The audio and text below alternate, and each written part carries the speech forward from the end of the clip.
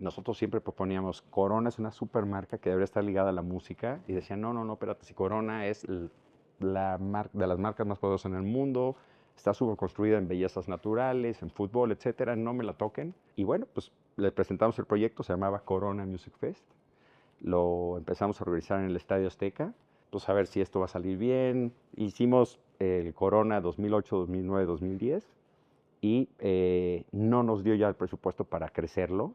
Era una propiedad nuestra. La marca pagaba el naming básicamente, pero el fee que nos pagaba no daba para hacer mucho más. El camino sí era por ahí. La música sin duda es un parteaguas para estar conectado. Bienvenidos a otro episodio de Future Makers, donde hablamos de innovación, creatividad, marketing, estrategia. Y hoy estamos con Samuel García. Gracias por aceptar la invitación, Samuel. Hombre, un placer, gracias por invitarme. Ahorita nos platicarás de tu historia, lo que has creado, lo que has hecho. Eres una persona que pues, llevas 30 años en el mundo del entretenimiento, de las experiencias, del BTL. Fuiste innovador en crear varios formatos que no existían y pionero en varias industrias que ahorita están consolidadas, y además pues, creaste muchas empresas y muchos ecosistemas de emprendimiento. Agradecerte porque fuiste el primero que creyó en nosotros cuando hicimos lo de Nomad Life. Qué bonito. Nos ayudaste a crear todo el concepto, la experiencia, el evento. Y luego un segundo punto que fue que contigo aprendí a presentar ideas, a pitchar, a hacer conceptos grandes, a imaginártelo y venderle al cliente y transmitirle toda la idea, no solamente una pieza, sino todo el concepto y cómo vive en diferentes lugares, medios, y eso fue súper importante. Y el último, una vez que nos tocó, que te comenté que estábamos trabajando con un cliente y me dijiste, cuidado con contrato, no vaya a ser que tengas el tema mal. Y justo te marqué a los 6 meses y te dije, Sam, hice lo que me dijiste que no hiciera, hice el proyecto sin contrato, y me dijiste algo muy importante. Cuando hay contrato es blanco y negro, y cuando no hay, estás en una escala de grises. Vas a tener que negociar. Bye, mucha suerte. Me acuerdo que estabas ocupado, te marqué. Entonces, Chistoso, sí.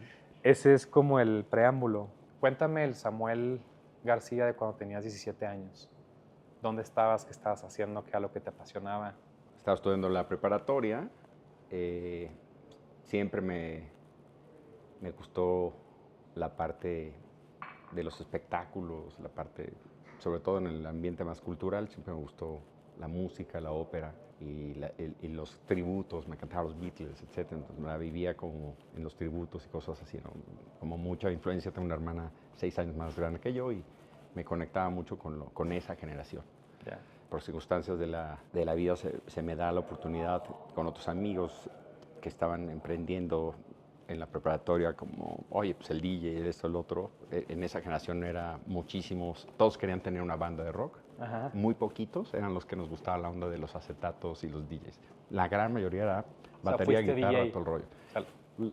¿le sabías? Uno era DJ, yo ahí más o menos, pero principalmente me gustaba, era muy organizadito, entonces era, pues vamos a hacer la fiesta, vamos a hacer lo otro, y empezamos a hacer cosas muy casuales de garage. Mi papá tenía muy buena relación con otro señor que tenía un hijo que tenía un bar, un antro de moda en esa época, y a través de esa relación puedo entrar a trabajar, que era el antro del sur. En esa época había 4 lugares, básicamente, la ciudad era otra, había muy poquitos lugares, y entro a trabajar en ese lugar, y paralelo hacia fiestas. Y de la nada me vuelvo como gente de confianza de los dueños y crecí muy rápido.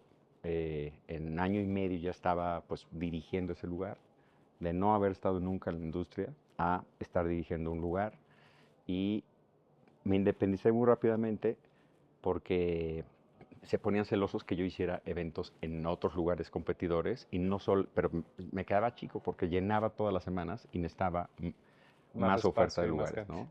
Entonces descubrimos un nicho de mercado, que era todas las fiestas estudiantiles, que, ¿Fiestas qué? estudiantiles, o Ah, sea, ya. todas las escuelas hacían fiestas para generar fondos para sus graduaciones, Ya.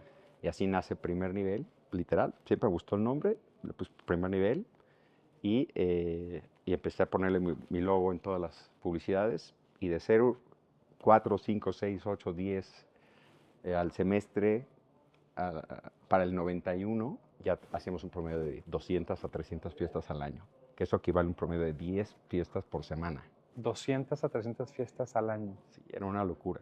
Era ¿Y una tú tenías locura. cuántos años? Ya para ese entonces, 20 años, y pues era una locura de organización. ¿Y cómo administrabas, o sea, desde pues, los clientes, los que te pedían la fiesta, el equipo, la gente? O sea, es una ¿cuánta gente, con cuánta gente operabas? Pues no éramos tantos, pero era un equipo muy definido de PRs que nos conectaban con las escuelas, los del sur, los del norte, etcétera, y yo hacía toda la gestión de negociación con todos los lugares. Ya. Y empecé a abrir bares en esa época, entonces llenaba los míos más los de los amigos que teníamos relación y, y- y nos quedaban chicos, entonces hacíamos en casas gigantes en el Pedregal o en las Lomas, en Terrenotes, y llegamos a hacer fiestas de 15,000 personas. Y lanzábamos artistas en ese tiempo. Nos tocó, por ejemplo, en el 97, ya años después, nos tocó lanzar uno de los primeros conciertos con escuelas que fue con Molotov. ¿Fue un Muy, muy concierto con famoso. Molotov? Un concierto con Molotov que eran en la tarde, eran como tardeadas, eran comidas, las famosas comidas de escuelas, pero eran miles y miles de estudiantes. Parábamos el periférico, una locura, nos odiaban las autoridades, pero bueno, eran fiestas muy exclusivas, pero gigantes, muy bien producidas, y nos empezaron a echar al ojo las disqueras y nos buscaban para que hiciéramos como los showcase de los artistas internacionales que venían a México, La Oreja Van Gogh, Enrique Iglesias, Eros Ramazzotti, o sea, todos los grandes que estaban pegando en otros países, pues para ellos era muy importante ya llegar a eventos que eran muy seguros que estuvieran llenos con ese segmento de mercado que querían para hacer los videoclips o las cápsulas que la rompieron esos artistas en el país, ¿no? Y de ahí les podían vender un calendario de fechas importantes con otros empresarios, ¿no? Entonces era un ganar-ganar y así empecé. Fue una bola de nieve que creció, creció, creció y era una locura de eventos en los cuales nos fuimos relacionando muy fuerte con las marcas, ¿no? Porque nos ¿Y patrocinaban. cómo empezaste a involucrar marcas en el proceso de las fiestas, las experiencias? Pues mira, empecé tan chico que cuando iba a tocar a la puerta decían, pues, puta, ¿de qué escuela vienes? O venía de trajecito y Ya llegó el niño, ¿no? sí, Así me como... faltaba la vela ahí de la primera comunión casi, ¿no? Entonces estaba muy, muy chico, me costó mucho trabajo que creyeran en mí, porque pues, era muy, muy chavo.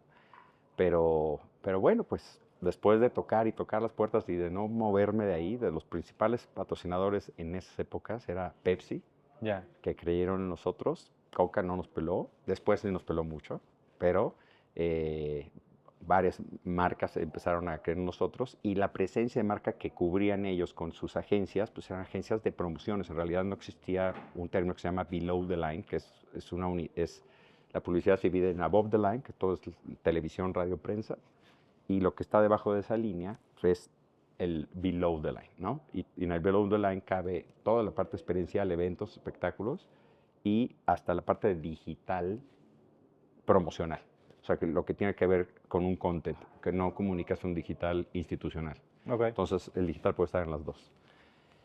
Ya, muchos años después. Entonces, Pero en ese momento no existía el en ese concepto de momento no BTL. existía el BTL, solo existían agencias que implementaban las ideas que la marca rectora, la guardiana de marca, les decía, oye, pues esta es la marca y no le muevas nada.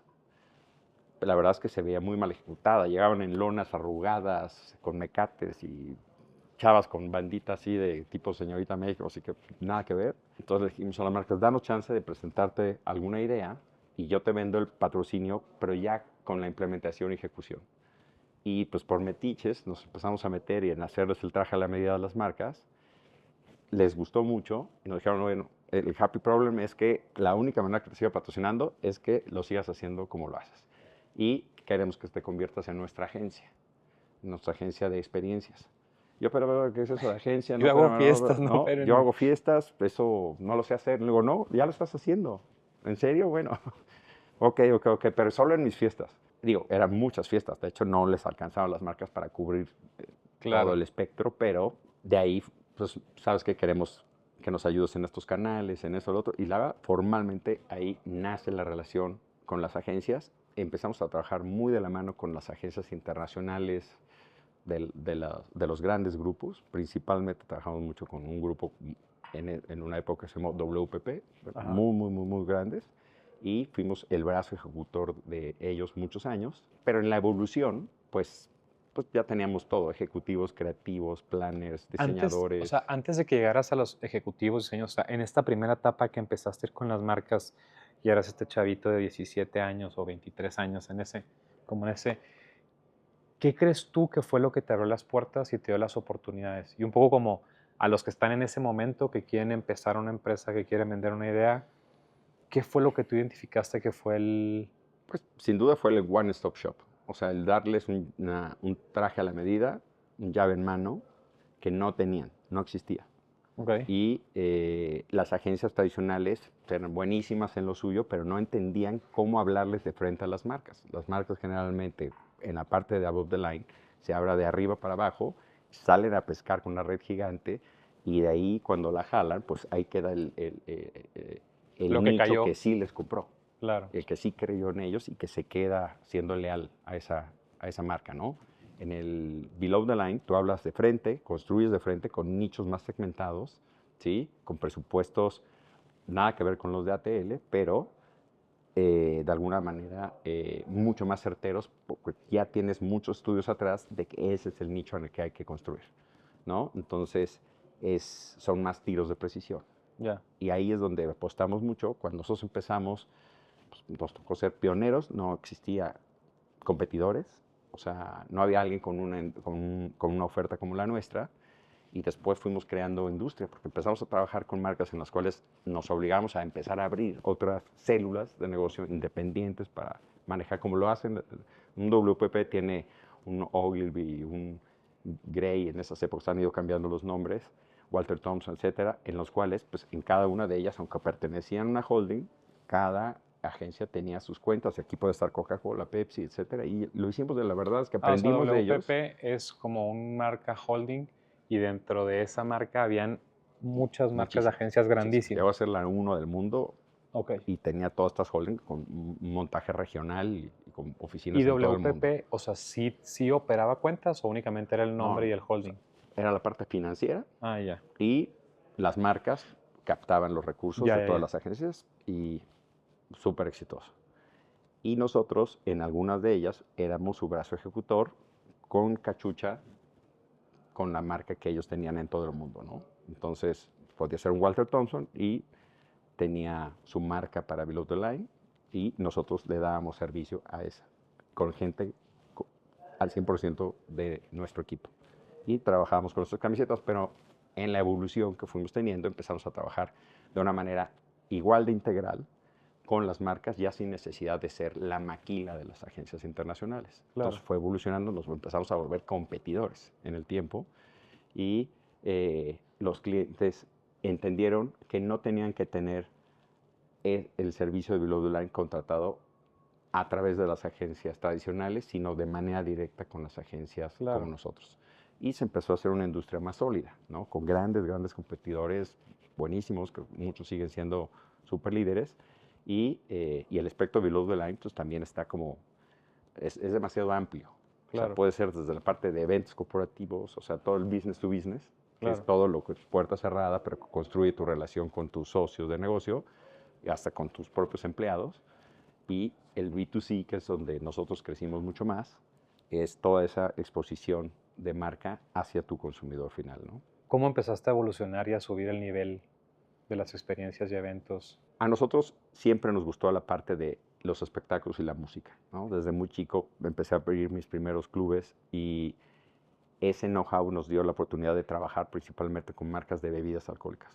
O sea, y esa relación con ellos pues siempre se convierte en, tienes que estar proponiendo experiencias Claro. y pues no puedes estar reciclando la misma. Entonces Sí, sí sí. tienes que armarte un equipo interdisciplinario que vengan de ahí, vengan de la música, vengan de otras áreas, no de la publicidad, Claro. pero que tienen ese know-how en el cual han viajado por el mundo, etcétera, y deberemos hacer esto, y vas tropicalizando cosas, le vas poniendo ese toque mexicano, y fuimos rompiéndola de alguna manera con esas ideas que pues no surgían de una marca institucional y la parte de BTL fuera la bajada, no, aquí a veces hacíamos al revés.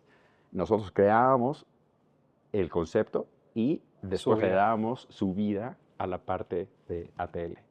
Entonces, con la madurez en la relación con las marcas, nos permitieron tener, pues a veces contratos en donde podíamos nosotros desde la idea creativa, la filmación, o sea, hacer todo el pitch de casas productoras, todo el digital, todo el BTL, todo, o sea, hacer todo ese trabajo integral desde una propiedad de la marca, ¿sí? Independiente de su trabajo institucional, ¿no? Entonces, entendieron que son servicios especializados y que no porque sea una agencia internacional tiene que ser experta en todo, ¿no? Claro.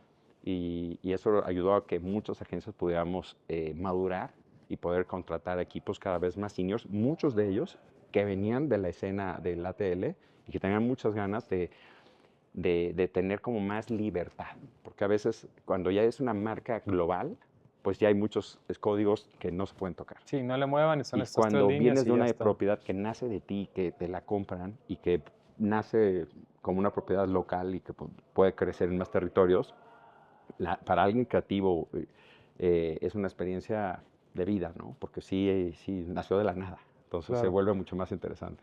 Fuiste de los pioneros en los naming festivals. Sí, Si no es que el creador del concepto, categoría. pues sí, la verdad es que sí, fue ¿Qué es un naming festival? Un ejemplo a lo que la gente pueda más o menos pues ubicar. mira, en el 2005 nosotros ya veníamos trabajando con esta relación de patrocinadores y agencia con Grupo Modelo, con la marca Corona principalmente. Y en esa época, Grupo Modelo no tenía departamento de marketing, todavía estaba, es más, cuando nosotros empezamos, el licenciado Carlos Fernández, que fue el presidente muchos años, independiente de ser uno de los accionistas principales, todavía estaba liderado por don Antonino Fernández. Ya. Entonces, en los primeros presentaciones que hacíamos, pues era muy difícil proponerles ideas, ya que las generaciones que daban el go eran ya de Sí, una o edad sea, más avanzada, y ¿no? era el director general, los Cuando entra fundadores. Carlos, pues sí fue una gestión rejuvenecida para ese grupo tan grande. Nosotros siempre proponíamos, Corona es una supermarca que debería estar ligada a la música, y decían, no, espérate, si Corona es de las marcas más poderosas en el mundo, está súper construida en bellezas naturales, en fútbol, etcétera, no me la toquen. Entonces era difícil meterse a ese territorio. El área de promociones de modelo, ahí tenía un señor que se llama Daniel Flores, que la verdad es que creyó en nosotros, increíble, nos apoyó muchísimo. Él con su presupuesto tuvo la libertad de empezarnos a apoyar. Nosotros a él le presentamos una idea de hacer un festival de música indie que no era conocida por los grandes organizados de espectáculos en México, por ejemplo, CIE, que pues básicamente tienen los grandes venues, no lo tenían en el radar. Esa música no había La música pasado indie. por su radar ni por las grandes agencias internacionales. Entonces fue una oportunidad para nosotros de tocar la puerta a agencias de booking internacional, pero más chiquitas. Todavía no estaba a William Morris, el CAA, etcétera. Y nos trajimos a artistas que ya estaban en el radiopasillo de gente que iba a festivales, a cosas en otras latitudes, pero que eran mexicanos que no encontraban esa oferta en México y viajaban a otros países a esos shows. Ya. Entonces empezamos a ¿Y conectar esos eso mexicanos conocían esas bandas o esos grupos en los viajes o en algún en los tipo de viajes plataforma o en la y a tele? través de descargas. Todavía no existía ninguna plataforma de streaming para poder descargar pagando al mes una lana, sino Claro. era un formato mucho más uno a uno, ¿no? Te pasaban las Napster, rolas. etcétera, Sí, ¿te sí, acuerdas? sí. ¿No? Todas estas plataformas que de alguna manera fungieron para ir encontrando lo que te gusta, ¿no? Y bueno, pues le presentamos el proyecto, se llamaba Corona Music Fest. Lo empezamos a organizar en el Estadio Azteca. Ahí fue muy interesante porque pues también cuando lo presentamos en el Azteca, pues éramos unos chavitos, pues a ver si esto va a salir bien, de alguna manera, Traiga a su papá para firmar el contrato. pues Yo casi, soy mi papá, yo firmo. casi, porque de alguna manera pues estaban acostumbrados a que pues, oye, espérate, pues aquí el propietario es Televisa, y Televisa tiene intereses con otros grandotes, etcétera, entonces no querían pisar callos, ¿no? Entonces no fue fácil que nos dieran un visto bueno. El primer año lo hicimos en el estacionamiento, en la explanada de la Azteca, no era en la cancha. Y pues bueno, para hacer el primer año lo hicimos con 20,000 personas. El primer grupo fue Incubus, una banda Sí, que claro. después, al año, claramente vinieron los de CIE, OCESA, a ver qué estaba pasando, y al año siguiente hicieron 3 días seguidos el Palacio de los Deportes con Incubus, ¿no? Ya. Entonces se volvió una cosa muy rápida, explotó entre la gente, y obviamente pues con un presupuesto más grande, pues empezaron a llover ofertas de otros tamaños, artistas emergentes que no estaban en el radar. Ya. Hicimos el Corona 2008, 2009, 2010 y no nos dio ya el presupuesto para crecerlo. Era una propiedad nuestra. La marca pagaba el naming básicamente, pero el fee que nos pagaba no daba para hacer mucho más. O sea, la marca pagaba una cantidad fija porque tuviera su nombre ese evento. Así es. Y luego ustedes organizaban toda la experiencia, Nosotros con rentaban. nuestro presupuesto O sea, no es que pagamos. le pasaras a él todos los costos del venue, artistas, No, no, booking. no, no. No era un proyecto de la marca, un proyecto nuestro en donde le vendimos el naming. Ya. Y, pero para poderlo evolucionar más, pues sí se requerían muchísimos más recursos. Claro. Pero bueno, pues fue muy padre ser pioneros de ese nicho de negocio entre Primer Nivel y H Producciones, que es una agencia increíble que hoy hace los festivales como Baidora. Sí, claro. Héctor. Y con Héctor Toledo. Y bueno, eso fue bebé de los dos. Nosotros, desde el día uno que empezamos en un grupo modelo, empezamos juntos y sumamos nuestro calendario de eventos para poder ser interesantes para el grupo modelo, ¿no? Ya. Entre todas sus fiestas y las mías, nos cubrían pues casi todo el catálogo, ¿no? Entonces, pues sí, fueron muchos años muy padres y de ahí nos convertimos en agencia ambos a trabajar con cuentas distintas y durante muchos años llevamos la marca Corona, casi 10 años, en la parte de música. De lo que, aunque ya nació Corona Capital y sí empezó a hacer ese proyecto, nosotros nos quedamos como la agencia de Corona Music para la parte digital. Ya. Nosotros les pusimos en la mano una relación con otra unidad de negocio que teníamos que se llamaba Music Marketing con unos socios argentinos. Tenían ellos la relación con AFO, en ese entonces era el presidente de Sony Music, la oportunidad de hacer una alianza entre la marca Corona y Sony. Y con eso todo el portafolio de música internacional, DJs, Shakira, de todos los segmentos musicales. Y si tú, todavía no teníamos un tema con Cofepris para que pudieras comprar cervezas, y teníamos un código con el cual cada vez que comprabas la metías en una plataforma y tú podías descargar la música que quisieras. Órale, Siempre y cuando comprando estuvieras producto. siendo asiduo a la marca, ¿no? O sea, hicieron una alianza con Sony Music y con Corona. Así es. Y el beneficio para el usuario final era que comprando producto podía Podías bajar asistir a música. conciertos en México y en todo el mundo. Ajá. Te mandamos a Ibiza o a diferentes países, Argentina, etcétera, y era una plataforma pues muy interesante que te podías tener una conversación muy distinta con tus artistas favoritos y crear tus playlists antes de que existiera Spotify, ¿no? Ya. Entonces está súper interesante cómo fue punta de lanza la marca. Primero en voltear a ver una música que lo conectó con los jóvenes de nuevo, o sea, de ser una Claro. marca más o menos aburrida para los chavos millennials, se convirtió en una marca protagónica, ¿no? Para los Y ahorita el jóvenes. Corona Capital tiene muchísima influencia en la cultura, o sea, es... Y sigue siendo. Yo Sigue creo que el siendo. camino sí era por ahí. La música, sin duda, es un parteaguas para estar conectado. ¿Y qué ganaba Sony Music de esta alianza o de este trabajar juntos con Corona? Rejuvenecer a sus artistas también.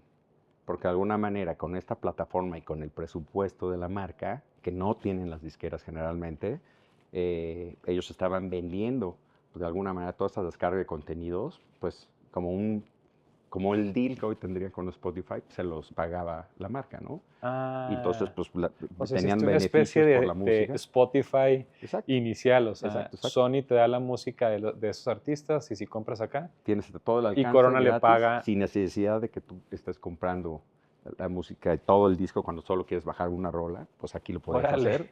Y además ir a todos los shows, incluyendo los de Corona Capital, porque nosotros desde la plataforma promocionamos experiencias en el festival, que ya operado por alguien más, y nosotros ya íbamos con la camiseta de ser la agencia de la plataforma digital.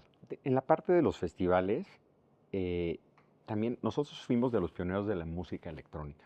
Desde 94 empezamos a traer DJs internacionales a México. Éramos 4 o 5 grupos que estábamos enamorados en esa época, era el trance music. Y Ajá.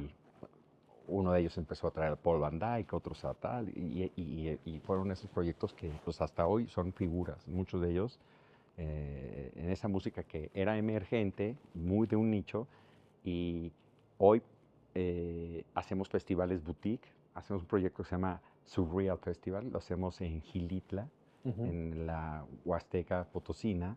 Es muy difícil llegar, por auto puedes hacer 9 horas, pero convencer a estos talentos que hoy pues llenan festivales internacionales. Este año tuvimos a Adriatic, Ujú. que bueno, este año fue, o sea, la versión anterior del 2024, que pues, Adriatic normalmente está en shows de 40, 50 mil personas, hasta en un show donde caben 1,500 personas, pues es algo completamente atípico para ellos, pero el lugar es hermoso, se hace en el jardín secreto de Edward James, bueno, en un lateral que intervino Edward James, que se llama Los Piristilos, Ujú. y es increíble el que cómo se está transformando la escena, un poquito cómo se puso el epicentro en México gracias a Tulum, hoy con todos estos festivales como el Sabna Festival, etcétera, en que ahora puede haber una escena que no quiere estar tanto en un destino con tanta gente, algo mucho más cuidado, muy curado, en donde podamos estar haciendo proyectos en donde convive este público aficionado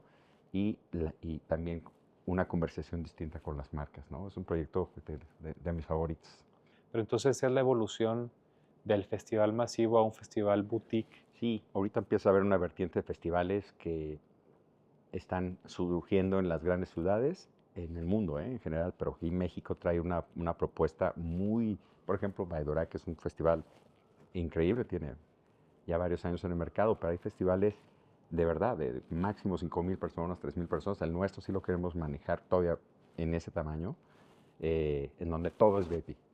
En realidad, no importa en la zona donde estés, ves aquí al artista y tienes una conversación distinta y un contacto con la naturaleza, explotas nuevos destinos.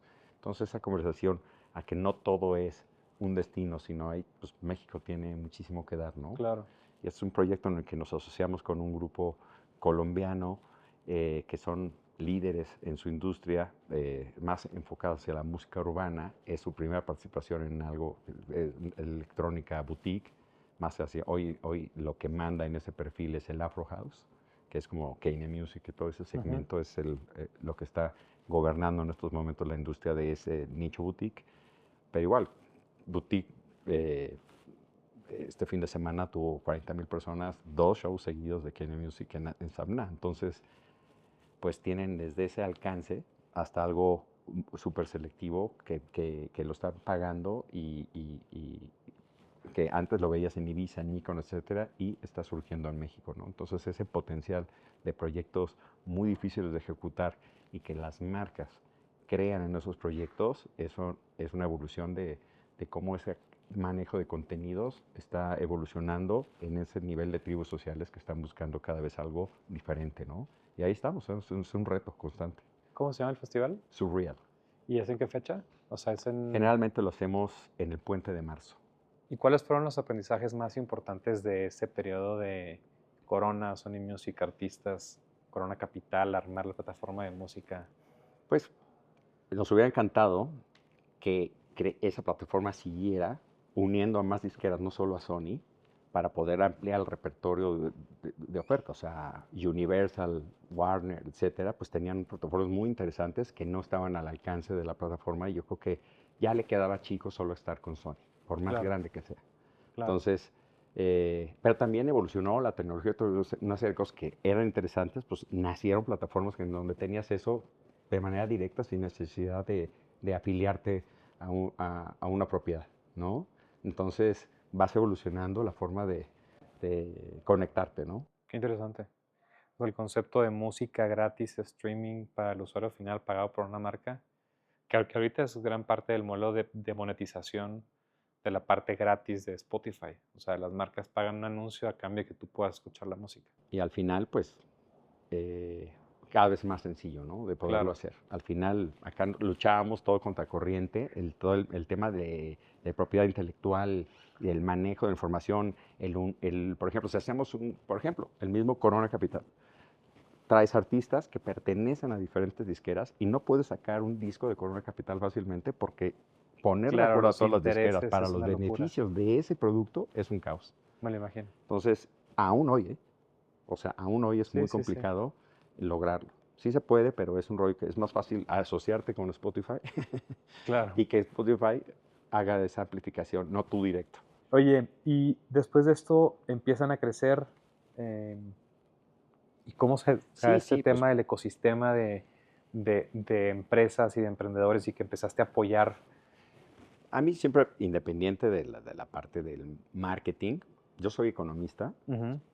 m- mi, mi apuesta de chavo era que lo del entretenimiento era mientras Temporal, me graduaba, claro. eh, pero pues mi novia de juventud me salió la oportunidad, ella vivía en Los Ángeles, yo en México, iba y venía y así todo el rollo, y ahí me conecto a la oportunidad de empezar a trabajar también en otras industrias. Tal vez toda la esencia de un poquito de mi formación es la parte de trabajar en filmaciones, videoclips, Como acabé también productor, haciendo, pues desde jalacables hasta todo, ¿no? Entonces órale, estar metido en diferentes experiencias con gente con una visión, el americano tiene una visión de hacer las cosas, en México otra, pero al final pues hay que dar resultados en tiempos récords. Eran otros presupuestos, las claro. disqueras tenían mucha lana para hacer videoclips, hoy pues eso se acabó, como fue una industria impresionante antes, ¿no? Pero todo eso, conectar todas esas experiencias, desde la parte de filmación, etcétera, fue un autodidacta porque no existía una carrera para producción de eventos, ¿no? Que hoy ya la hay, Claro, ¿no?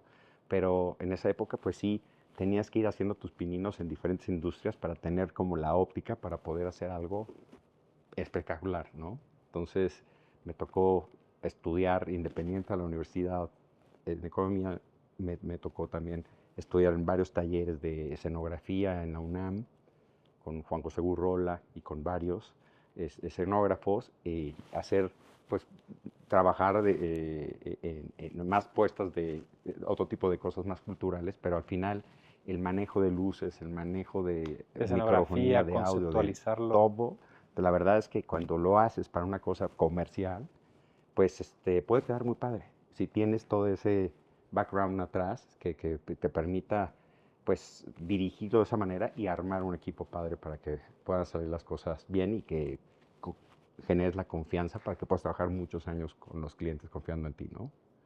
Pero qué interesante como esta historia que empezaste haciendo fiestas y luego te metiste a hacer experiencias culturales y luego metiste el componente de música, alianzas y luego te metiste en temas de producción, cine, videoclips y luego lo que dices de las escenografías. Pues todo eso, como dices, es una carrera de showrunner, productor de eventos Sí, sí, o y sea, lo hiciste a tu manera. en realidad sí, nuestro negocio es, eres una productora de contenidos, sí, pero con una esencia de, una estructura estratégica importante y creativa, ¿no? Como Human, ¿no? Sí, sí, sí. De alguna manera, la verdad es que es un formato buenísimo. No es muy común que te compren el llave en mano. Increíble hasta el día de hoy, ¿eh? Es muy poco común que tengas que hacer la proactividad de presentarles algo que no están viendo, o sea, que te salgas del ángulo o del paradigma tradicional donde están viéndolos, con esa ceguera de taller también de esos equipos interdisciplinarios que llevan mucho tiempo trabajando juntos, haciendo las cosas de la misma manera. Claro. Cuando llegas y toca la puerta y ves todo desde otro ángulo y alguien se atreve, se vuelve muy interesante porque seguro va a haber algo más disruptivo en la mesa pasando, ¿no? Hablábamos ahorita hace rato de que no es común llegar a tú proponer la idea, el concepto y el llave en mano. O sea, ¿cuál crees tú que es la clave para que se Pues, compren estos formatos o estas ideas? y sí es una forma de la metodología de hacer las cosas que viene una herencia desde que existe la publicidad. O sea, por lo menos en nuestra industria, el cliente tiene un formato de iguala donde trabaja o a veces deciden trabajar regional o globalmente con una agencia. Pocas veces trabajan de manera local, no importando el tamaño. Cuando se atreven a trabajar con alguien local, pues tienen más independencia en las decisiones, en los estudios y que tú tengas acceso a todo, desde la minería de datos, desde todas las herramientas que están contratando, de todo eso ayuda muchísimo a que todos esos insights los pongas en la mesa y le saques el mayor provecho y tengas resultados pues mucho más tangibles en el corto plazo que cuando estás trabajando como en la industria tradicional del below the line, casi no tienes acceso a datos. estás en pitch constante, casi no estás en igual, entonces no eres el socio de negocio, siempre estás como in and out, y eso no permite que tú puedas tener propuestas tan inteligentes porque no tienes la información detrás Sí. para poder ir en el mismo camino, ¿no? Los que se atreven lo están haciendo muy bien. Sí, es que es interesante. Mencionabas ahorita el tema de lo del pitch, que una marca tiene un problema, necesita resolver algo muy grande y entonces convoca a 5 agencias, 10 agencias Y y luego les no lo dan, hacen. ¿eh? Solo especularon y no hicieron nada. Y les dan un brief incompleto y quieren que en 2 semanas externos sin O a poder, veces una. sin poder rebotar, trabajar en equipo, se resuelve el problema estratégico. Es una barbaridad. A veces salen bien, pero de verdad que sí es un riesgo innecesario. Un Si riesgo. ya ellos curan a los aliados estratégicos con la experiencia, el background en esa categoría, vale la pena jalarlos, casarse con ellos y tener un trabajo de apertura de datos y hacer un equipo interdisciplinario de todas las áreas de trabajo, y la verdad es que salen cosas muy bien. Sí hemos trabajado así, y es más, hemos trabajado competidores. O sea, no solo son interdisciplinados, sino tienes a la agencia que lleva tal marca, o la misma marca, pero que es tu competidor, pero juntos están trabajando en la misma idea. Claro. En el peloteo hasta que lleguemos a algo juntos. Entonces eso se vuelve delicioso, Sí, ¿no? de acuerdo. Me encanta, pocas veces pasa, pero las marcas que se atreven, insisto, o sea, déjate que sean proyectos de premio, porque mucho es la visión del premio, del EFI, del no sé qué. No, no. El premio que dé resultados, que construya y que genere lealtad a largo plazo, cada día es más difícil. Este ambiente que hablas de co-creación y de colaboración, el cliente, el equipo, los datos, o sea, el poder compartir visiones, irlo validando y escuchar al cliente de primera mano de, es que yo imagino esto, pero será muy complicado lograr. No, no es. Si hacemos así y así, podríamos Sí, a hacerlo. nosotros nos pasa los mystery shoppers que contratan o los estudios de mercado, los focus groups, etcétera. Pues si contratas a alguien para que esté horas en un estudio consumiendo tu marca, pues te va a hablar medio bonito de tu marca, ¿no? Entonces, como Claro, que salte a la calle. se vuelven datos que pues no tienen tanto valor para nuestro gusto. Entonces, nosotros a veces presentamos datos que son disruptivos, pero son generados de la calle, generados de la grabación de la gente real que conoce tu marca, y a veces son muy duros lo que estamos exponiendo, pero son reales. Sí, No vienen fabricados en un estudio.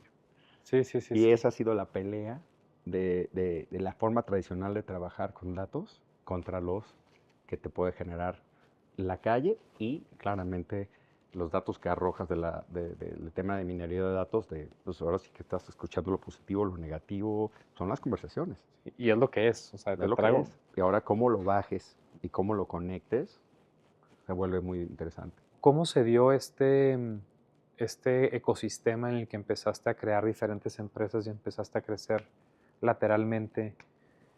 Pues mira, por un lado, pues es el deseo de crear un ecosistema emprendedor.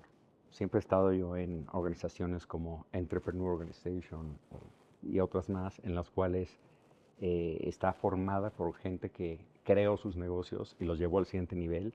Y el deseo de llevar a nuevos empresarios más jóvenes al siguiente nivel. Yo participé en una asociación que se llama IO, que es global, está Sí, sí, sí. en todos los países. Y en México lanzamos el Accelerator Program de IO. Sí, qué barbaridad. Era un muy bonito proyecto donde básicamente no importaba cuánto facturaras, sino ganas de llegar a tu primer $1,000,000, ¿sí? En 3 años de gestión en Accelerator. Y nos tocó ser los formadores del programa, y a muchos cuates que los conocimos ahí, hoy son súper empresarios, ¿eh? Sí. Impresionante. Chavitos que los conocimos a los 20 años, hoy tienen 40, y son celebridades en sus industrias, y la verdad es que qué padre haber sido parte de esos programas.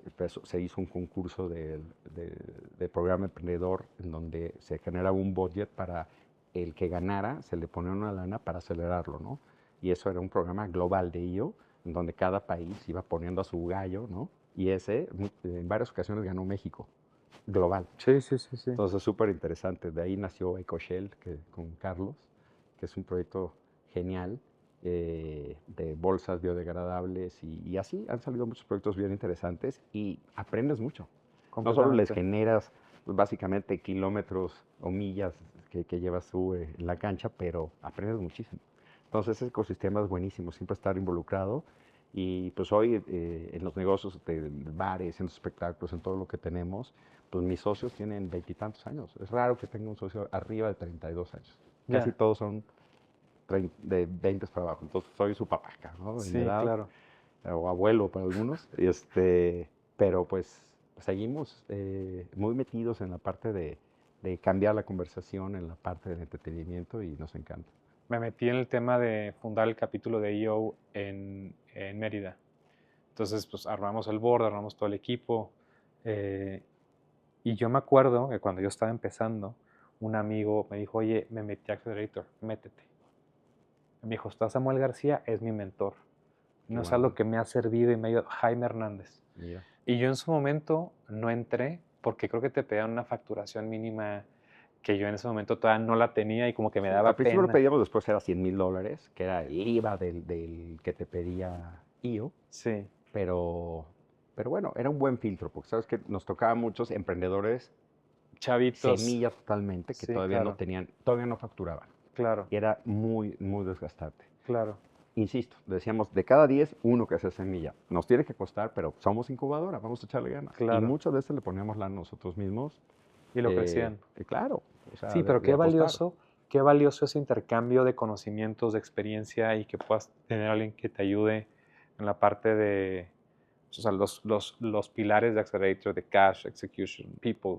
Y cuando estás empezando y eres emprendedor, pues ni sabes por dónde empezar ni cómo estructurarlo. Entonces, qué interesante que ayudaste a tanta gente y Pues tantos... mira, de ahí, de toda esa, de alguna manera nos empezaron a invitar a proyectos. En la época de Peña Nieto nace el Instituto Nacional Emprendedor. Ujú. Y nos volvimos medio figuras, ahí nos empezaron a invitar.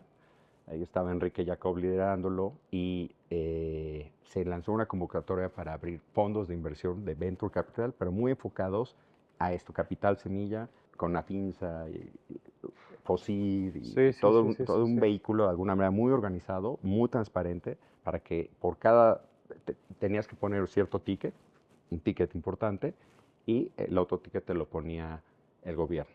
Ya, Y medio a fondo perdido. O sea, sí te lo tenías que recuperar, pero no necesariamente las utilidades de ese fondo, si es que las tuviera, solamente regresarle el capital. ya. Y de los más o menos 25 fondos que se inscribieron y que más o menos pasaron todos los filtros, no más de 15 son los que pudieron llegar a ejecutarse y estar vivos hasta la fecha, ¿no? Ahí nacimos con el fondo de On Ventures Ah, sí. y es un proyecto pues muy padre, lleva 9 años y, y ¿Qué son hacemos Ventures? O sea, ¿tienen alguna tesis en particular? ¿Se enfocan en algún tipo de inversiones? eh, yo soy uno de los general partners, pero hay gente muy formada en la parte financiera, super seniors, y en la parte de tecnología, ¿no? Ahí ese fondo le entró con inversión personal Sergio Rosengaus y Ajá, con inversión de Kio, sí, que Kio pues su base era, yo le puedo poner recursos siempre y cuando sea un programa en donde vayas a acelerar empresas que tengan una formación tecnológica. claro. No nos interesa poner un ticket en algo que no sea evolucionar la tecnología, Y con la ¿no? visión exponencial y de crecimiento digital y tecnológico que tiene Kio. Sí, no, y Sergio tiene un súper ojo, súper ojo. Entonces, pero no solo eso, entonces estábamos los financieros, los tecnólogos, los marqueteros, ¿no? Entonces, pues un grupo como de 6, 7 socios, porque hay veces que, el ticket con el que yo estoy con otro socio que se llama Modesto Gutiérrez, que él tiene su proyecto personal, su Casa Express y varios más, y es un enamorado del ecosistema emprendedor, pues básicamente pone la lana a ver qué pasa, pero enamorado de como un Dragon's Den, como un Shark Tank, ¿no? Pues Ujú. pasaron más de 250 empresas para solo apostar en 12, ¿no? De esas 12, 4 empresas, 2 las vendimos ya, 2 ya no llegaron a la vida actual y todavía tenemos 8 vivas, ¿no? De las ¿Cuáles son las cuales que, 2 muy interesantes. cuáles son las que ya vendieron? Eh, y llegamos a tener una participación muy pequeñita al final con OpenPay, Ok, ¿sí? Eh, y vendimos otra empresa especializada en la parte de facturación, impresionante. Y esas son las dos que vendimos. ¿Y las que siguen vivas ahorita? Las que siguen vivas se llama Fruitex, te las tendría que dictar porque tienes Numbler. Pero hay tickets de inversión en donde no todo el fondo le puso la lana, sino solo la parte del fondo no tecnológico. Ya. O sea, que éramos más o menos el 55% de la tesis de inversión. Nosotros estamos abiertos a invertir en algo que viéramos que podía acelerarse, fuera o no tecnológico. Ya. Entonces, una de las empresas que más está jalando es Parquimóvil. Parque Móvil. Es de un chavo, Carlos Poblano, súper exitoso, Carlos Ayala. Y bueno, pues ya opera como, o sea, sustituye a los parquímetros. Entonces te geolocalizas, pones tu placa y Es la que está actualmente aquí en la Ciudad de México. ya estamos en aquí Ciudad de México, Polanco. Guadalajara, Monterrey, Puebla, centros comerciales, fraccionamientos, o sea, creció mucho y a través de esa plataforma puedes pagar servicios, etcétera. Entonces ha jalado bastante bien. Está pasando cosas muy interesantes. Tenemos otra participación en una que se llama Fruitmex. Fruit Fruitmex. De fruta mexicana. Barritas de granola, de frutos con una calidad tremenda. La rompió porque logró colocarse en Whole Foods. Ok. Y le dio un tamaño impresionante. Hoy ya tiene una participación Bimbo en la empresa y eso pues cambió Claro, el te espectro, ¿no? proyecta La y te agarramos da. en este número, está en otro tamaño y creo que va a ser de las empresas que más éxito van a tener en la salida del fondo. Y pues mucho aprendizaje, muchas empresas increíbles y grandes amigos con los que han salido otros proyectos de colaboración. Y en la parte, o sea, cuando primer nivel empieza a generar empresas dentro del grupo y empiezas como pues, gente core de tu equipo a decirles, tú quédate con esta empresa. ¿Cómo fue Sí, ese nosotros momento? formamos directores y esos directores, el sueño siempre era, oye, ¿qué sigue? O me vuelvo socio en primer nivel o montamos un proyecto juntos. Y yo aposté siempre por montar uno nuevo, donde nosotros poníamos el capital desde el primer nivel, aportábamos algunas cuentas que se fueran para allá y con eso daba la base para que pudieran sobrevivir y captar nuevos clientes. De ahí pues nacieron varias agencias, básicamente nos convertimos como una holding sin ser una holding oficialmente, pero pues desde el mensajero hasta el director general eran independientes a primer nivel, ¿no? Entonces básicamente competíamos en el mercado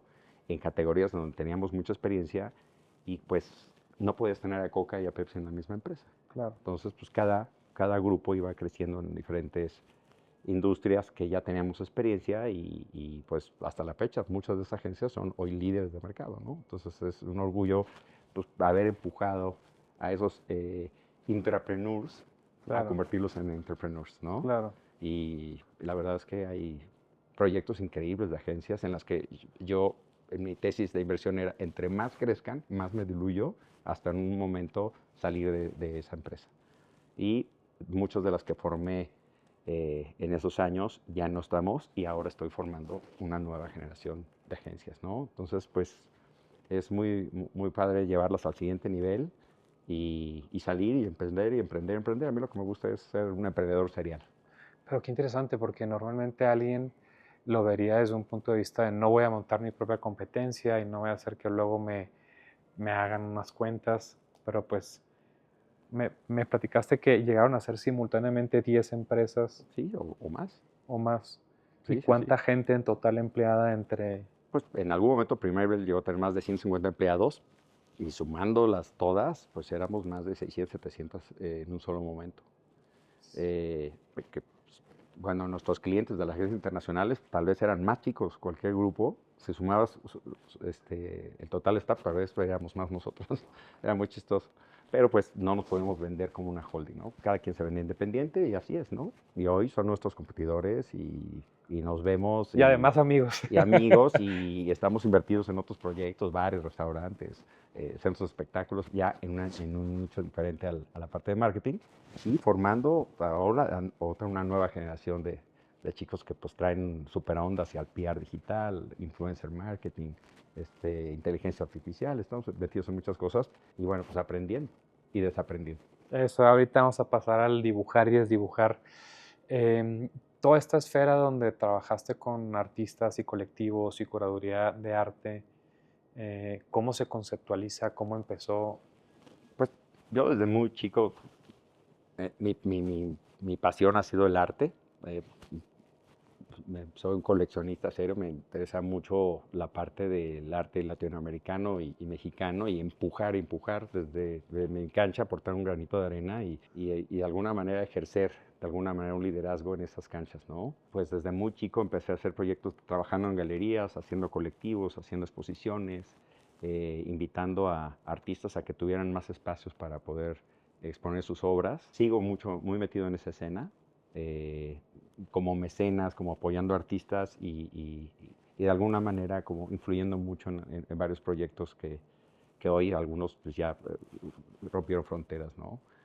Soy colaborador en un proyecto que se llama Lagos, que es una agencia que está es una galería, un estudio, son como, puedes pasar temporadas trabajando en un espacio en donde tienes auspiciado el espacio para que Ujú. puedas desarrollar todas tus obras, las expones y después algunas de las piezas salen a presentarse hasta en otros países, ¿no? Lagos está en Berlín también y pues ya están en Basel, etcétera. Entonces, de alguna manera estar siendo como un colaborador, siempre como más en el back to the scenes, pero pues que te escuchen, que puedas ser parte, algunas piezas las estás adquiriendo, etcétera, porque se necesita básicamente mover, ¿no? Claro. Pero me encanta ser parte de eso. Y en tu experiencia, ¿cómo identificas a un artista emergente? O sea, te metes tú en el proceso o sea, supongo que estás más en el board, pero cuando compras arte o cuando han metido artistas a residentes, ¿cómo sientes ese feeling del que trae ese talento como artista? Pues es bien complicado porque al final es como los vinos, ¿no? El vino bueno es el que te gusta, sea el barato, sea el caro, ¿no? Claro, Es muy complicado porque es una percepción muy personalizada, pero bueno, pues al final se van haciendo nichos de artistas para un público y hay quienes explota haciendo la misma pieza 1000 veces o el que jamás va a repetir una, ¿no? Yo soy mucho más fan de los que no repiten, claro, eso es más como la escena que nos gusta y que está incómodo siempre. Siempre buscando la siguiente escena, en donde se va a divertir y que sea disruptivo su trabajo de la exposición anterior. Eso, eso a mí me llama mucho la atención y estar de alguna manera presentándolos, llevándolos a que de alguna manera coleccionistas, etcétera, empiecen a apostar y que sean parte de esas grandes colecciones, pues ayuda muchísimo. Pues todo tiene que ver. ¿Y en qué colección estás? ¿Quién te representa? ¿En dónde expusiste? Ta, ta, ta, ta. Y por algún lado tienes que empezar, ¿no? Ponerlos en la mesa, no tanto en las expos de arte como lo es Maco, etcétera, pero sí desde la parte de los coleccionistas, ¿no? Y si esa persona que organiza expos ve que ese artista ya está en tal colección, ok, te voy a invitar. Y claro. siempre hay un área de arte emergente en la mayoría de las expos internacionales y en México, ¿no? Y eso ha abierto el interés a que el público joven invierta en arte, porque eso es lo difícil. Antes era muy del arte moderno, gastaba pues, nuestros papás, pero hubo un hoyo en el interés por tener una colección personal. ¿Por qué? Porque era inaccesible. Claro, Pero cuando empiezas a hacer piezas que puedes comprar y que con tu salario puedes tener algo a tus alcances, pues eso hace posible que pues siga viviendo esto, ¿no? Entonces, sin duda, me interesa mucho más es arte, artistas que de alguna manera estén dispuestos a vender su arte hacia los jóvenes. Y eso, pues, nacieron proyectos como Visual Art Week, ujú, que creo que te había comentado, que es un proyecto desde las artes visuales. No solo hoy compran una pieza de un print, compran una fotografía o compran una proyección. O sea, hay cosas que se representan de diferente manera. Son instalaciones con tecnología, con sensores, con cosas súper locas. Hay mexicanos súper creativos y traemos a, digamos, los que han ganado premios internacionales y los presentamos en un proyecto que dejó de hacerse por la pandemia, que queremos reactivar, pero donde pongas al mismo nivel a los mexicanos de los artistas canadienses, ingleses, etcétera, que pues los invitan a muchas exposiciones. En México todavía falta un poquito que el gobierno se interese por exponer más de lo que está haciendo su gente, ¿no? Claro. Entonces, de alguna manera, para mí es parte de la canasta básica, ¿no? O sea, el arte te conecta mucho con el espíritu, Sí, sí, sí, sí, ¿no? sí. Te da paz y es muy padre darle esa oportunidad de conexión, no solo en los museos, sino en las calles, ¿no? Por poner todas estas escenas es muy interesante y las marcas también cada vez se involucran más en, de alguna manera, tener una presencia sutil, pero una conversación en esa cancha en donde la verdad es que la gente conecta muy bien y lo agradece, ¿no? Claro. Gran parte de la invitación sucedió cuando estábamos aquí platicando hace un mes y que me hablabas de la importancia de desaprender, de la importancia de aprender a desaprender y cambiarlo. ¿Qué pensamientos tienes alrededor de esa idea? Pues mira, al final llega la pandemia y cambia el mundo. Entonces, al final, la forma de ejecutar, la forma de pensar cambió totalmente, radicalmente. Nos fuimos obligados a desaprender, los que de alguna manera seguimos existiendo en lo que hacíamos. Claro, Porque la mayoría de los que lo hacían de la misma manera, pues ya no están haciendo eso. Tal vez ahora se están, desaprendieron o no aprendieron de alguna manera esa lección y ahora están aprendiendo otra actividad. Pero si de alguna manera quieres estar en algo y seguirlo evolucionando, creo que hay momentos de la vida en los que te permite o te invita o te obliga, ¿no? cualquiera de los tres. Volver a bocetar, analizar y a ver desde otros ángulos las cosas y a trabajar de otra manera. Hoy estoy trabajando en un formato más de colectivo, no de un liderazgo sol, ¿no? En Claro, donde todo depende de tus aprobaciones, sino en un formato en el cual tú eres un moderador. Lo escuchas, conectas, analizas y básicamente estás cuidando que no pierdan línea, pero de alguna manera salen cosas con una propuesta de valor más interesantes. Por lo menos yo me estoy divirtiendo más que antes. y esta segunda idea que también hablabas de que es parecida, podría ser lo mismo, pero no, el tema de estar cómodo con desdibujarte y volverte a dibujar. O sea, esta indefinición, que mucho de tu historia pues es eso. ¿Qué eras? Pues sabías de escenografía, de filmación, de eventos, de fiestas, tenías a los jóvenes, conectaste a las marcas. ¿No? Y también, pues, de venir de un mundo muy show off, de mucha exposición, portadas, esto, lo otro, a estar mucho más en el backstage Claro, y empujando a siguientes generaciones a que sean figuras y tú estar en un formato más de coach y llevarlos al siguiente nivel.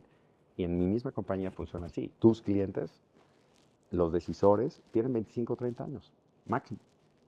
Entonces se sienten mucho más cómodos que esa persona que esté frente de ellos sea alguien de la edad. de la edad, mucho más cercano y que sea una empatía y sobre todo porque pues, se rompe la frontera de la relación de negocio y se vuelven amigos, salen juntos, etcétera.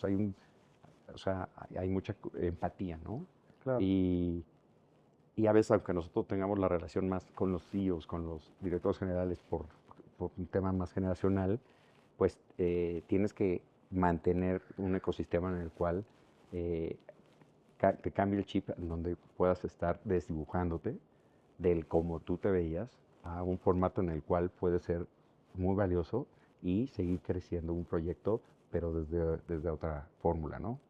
¿Cuáles serían los 3 o 5 consejos más valiosos que le darías a alguien que está en la etapa de crecer su negocio, de escalarlo? No desanimarte a la primera, ¿no? O sea, es muchos, es más, tuve muchos clientes que de alguna manera no estaban cómodos en sus trabajos porque ellos pensaban que porque el papá o el tío, toda la generación de donde venían habían sido emprendedores y no se sentía cómodo y quería emprender.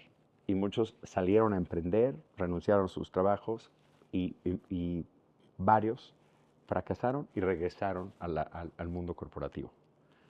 Y de verdad que varios de los que yo conocí me quedé con las ganas de que se hubieran aguantado un poco más, que Claro, hubieran soportado más la frustración y, y que entendieran que aprendes de los errores, aprendes de los tropiezos. Y eso te permite, pues, tener ya como un poco de callo claro. y pasas esos baches y te vas a encontrar siempre con nuevas broncas, pero ya de alguna manera te la crees que ese proyecto que estás poniendo en la mesa tiene valor y te permite ir evolucionando. De otra manera es muy complicado. O sea, el manejo de la frustración es fundamental para emprender, ¿no? Y en las crisis también saber no, no depender solo de estar conectada a un formato de flujo de efectivo. O sea, no gastarte tu flujo de efectivo. Claro. O sea, porque aunque tengas líneas de crédito, etcétera, siempre el cash is king. Claro. ¿No? Entonces, si no tienes flujo de efectivo, es muy difícil crecer. Muy difícil crecer porque el nivel de cómo un banco te ve, aunque tú estés en crecimiento, te sigue viendo muy chiquito. Entonces, para ellos es un riesgo abrirte más la línea de crédito de lo que tú vales en libros. Entonces, al final, es muy doloroso que aunque estés creciendo, te encuentres con un sector financiero muy conservador que no cree en ti. Confía y no invierte. Entonces, abrir tus fuentes de flujo de efectivo te va a hacer crecer mucho más acelerado que solo con el sistema tradicional. O sea, no únicamente buscar en el sistema tradicional, sino encontrar Sí, fuentes o sea, laterales de no confiar crecimiento y en... financiamiento. Nos ha pasado que puedes estar perfecto con un banco y que el año siguiente se vaya del país. Porque les hicieron fraudes, por lo que tú quieras, bancos extranjeros. Y adiós tu línea. Ya. Tú financias y meses después cobras. Ni anticipos. Entonces, sin esa constante apoyo de líneas de crédito es muy difícil crecer. Entonces, es muy importante que tengas tú un colchón de efectivo y diferentes fuentes de ingreso, de flujo de inversión, family and friends, diseñar un modelo en el cual puedas vender una participación minoritaria de tu negocio, lo que sea, que no te haga depender solo del sistema tradicional. Eso te va a ayudar a sobrevivir y a que además puedas crecer en más proyectos, no solo en un solo proyecto. O sea, no poner todos los huevos en la misma canasta, Sí, ¿no? claro. Eso también te permite que equilibres entre las vacas flacas de uno con el otro y tú sigas emprendiendo. ¿Qué consejo le darías al Samuel García de 17 o 25 años? Bueno, me hubiera gustado tener coaches de negocios. Un accelerator y un Me hubiera ecosistema. tropezado mucho menos. Me hubiera encantado tener un consejo. Me hubiera encantado conocer IO en esos primeros años, ¿no? O sea, yo entré a IO en 2008. Me hubiera encantado haber conocido esa asociación, pues, 10 años antes, ¿no? ¿Qué pasa cuando creciste, trabajos, proyectos, el fondo de inversión y de repente pues le empiezas a encontrar mucho amor y cariño en lo que haces en tu trabajo? Y esto que se habla ahora del workaholic y el costo familiar y lo que implica. Mira, la verdad es que sí pasé momentos muy difíciles porque sin duda, pues, te apasionas, es muy difícil soltar, quieres hacer todo y todo a la vez. Y lo peor es que muchas veces te sale bien. Y el problema de que te salga bien es, te sale bien si estás, si no lo sueltas, desde tu convicción. No, no es un statement, ¿eh? Era mi forma de pensar anterior. Eh, y, y pues sí, pues era un workaholic, era mi mayor pasión. Decía, ¿cuál es tu hobby? Ser workaholic. No fútbol, no, workaholic. Trabajar, mi trabajo, es lo que más me encanta, es mi pasión.